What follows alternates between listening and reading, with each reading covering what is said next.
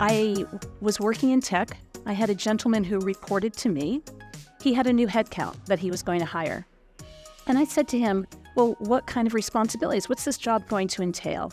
And as he started outlining this job, I started thinking of Frankie. Now, Frankie was his top performer on his team to date.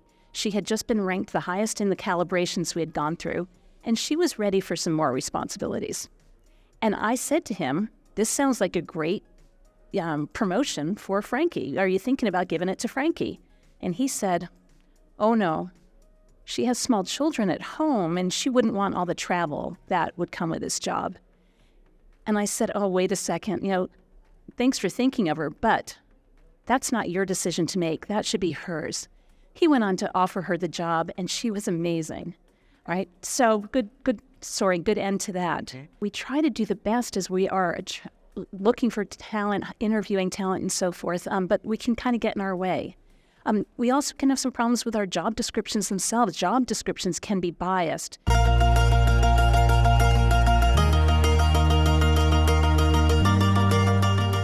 Hey, the CIO is looking for a right-hand man to join his team. It's clear, okay, looking for a guy.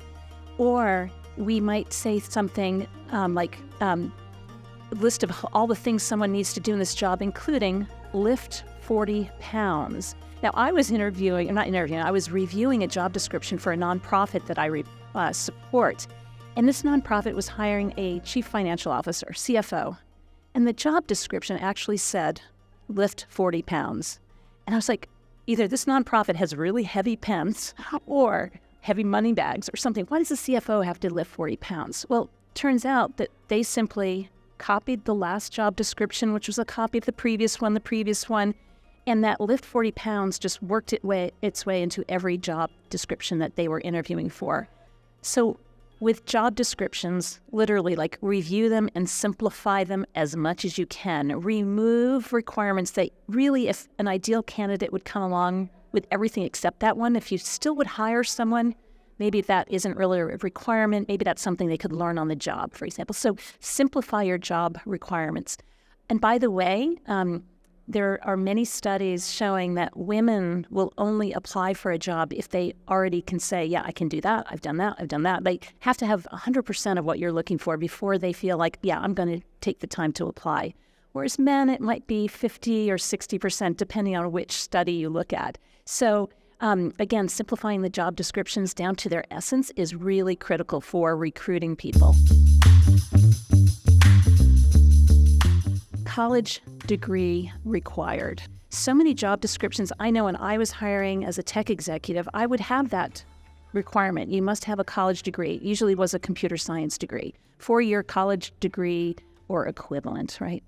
Well, there's so many jobs, especially in tech today, that you really do not need a college degree. There's some benefit to having a computer science or engineering degree, but there are also boot camps that you can learn skills. There's on-the-job training. And if you're a member of the military services, a veteran, you've probably learned a lot of relevant skills doing your on-service work.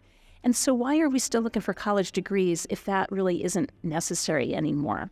If it's necessary, keep it on the description, but otherwise, let's get rid of it. Why put it on as a requirement?